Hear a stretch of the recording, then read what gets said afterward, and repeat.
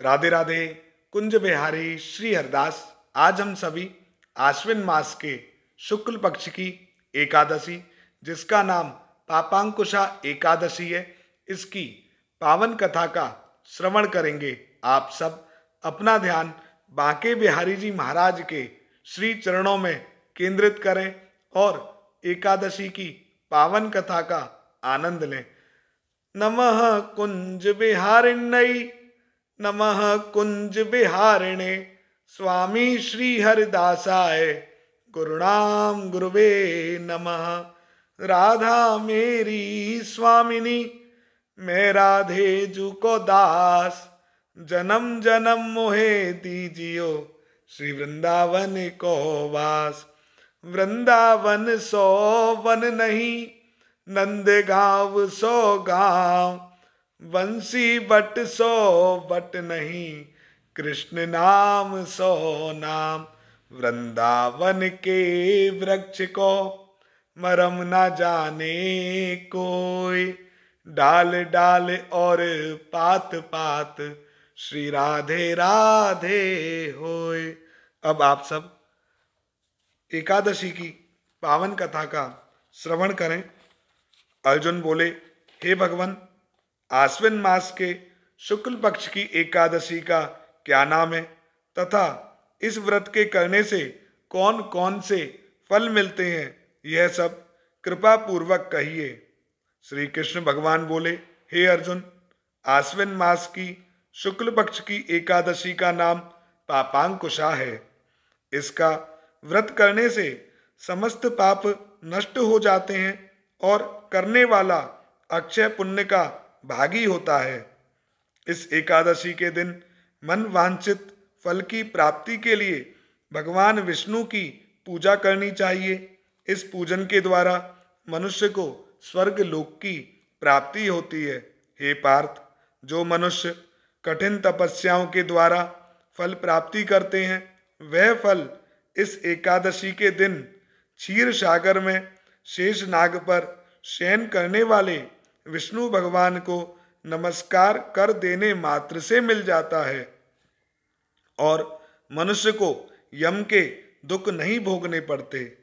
हे अर्जुन, जो विष्णु भक्त शंकर जी की निंदा करते हैं अथवा जो शंकर जी के भक्त विष्णु भगवान की निंदा करते हैं, वे नरक को जाते हैं। 1000 अश्वमेध और 100 राजसूय यज्ञ का फल इस एकादशी के फल के 16वें हिस्से के बराबर भी नहीं होता। अर्थात इस एकादशी व्रत के समान संसार में अन्य कोई व्रत नहीं है। इस एकादशी के समान विश्व में पवित्र तिथि नहीं है। जो मनुष्य एकादशी का व्रत नहीं करते, उन्हें पाप घेरे रहते हैं। यदि कोई मनुष्य किसी कारणवश केवल इस एकादशी का उपवास भी करता है, तो उसे यम दर्शन नहीं होते। इस एकादशी के व्रत से मनुष्य को स्वस्थ शरीर, धन धान्य आदि मिलता है और अंत में वह स्वर्ग का अधिकारी हो जाता है। जो मनुष्य इस एकादशी के व्रत में रात्रि जागरण करते हैं, उन्हें बिना किसी विघ्न के स्वर्ग मिलता है। जो मनुष्य इस एकादशी का व्रत करते हैं, उनके मातृपक्ष के 10, पितृपक्ष के 10 और स्त्री पक्ष के 10 पुरुष विष्णु जी का भेष धारण करके तथा सुंदर आभूषणों से युक्त होकर विष्णु लोक को जाते हैं। जो मनुष्य आश्विन मास के शुक्ल पक्ष की पापांकुशा एकादशी का विधि पूर्वक व्रत करते हैं, उन्हें हरिलोक मिलता है। जो मनुष्य एकादशी के दिन भूमि, गौ, अन्न, जल, उपनय, वस्त्र, छत्र आदि का दान करते हैं, उन्हें यम के दर्शन नहीं होते। दरिद्री मनुष्य को भी यथाशक्ति कुछ दान देकर कुछ पुण्य अवश्य ही अर्जित करना चाहिए। जो मनुष्य तालाब, बगीचा, धर्मशाला, प्याऊ आदि बनवाते हैं, उन्हें नरक के दुख नहीं भोगने पड़ते।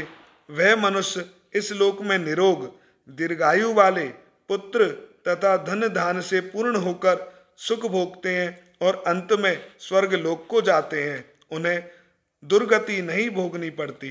कथासार, व्यक्ति को चाहिए कि वह पापों से बचने का दृढ़ संकल्प करे।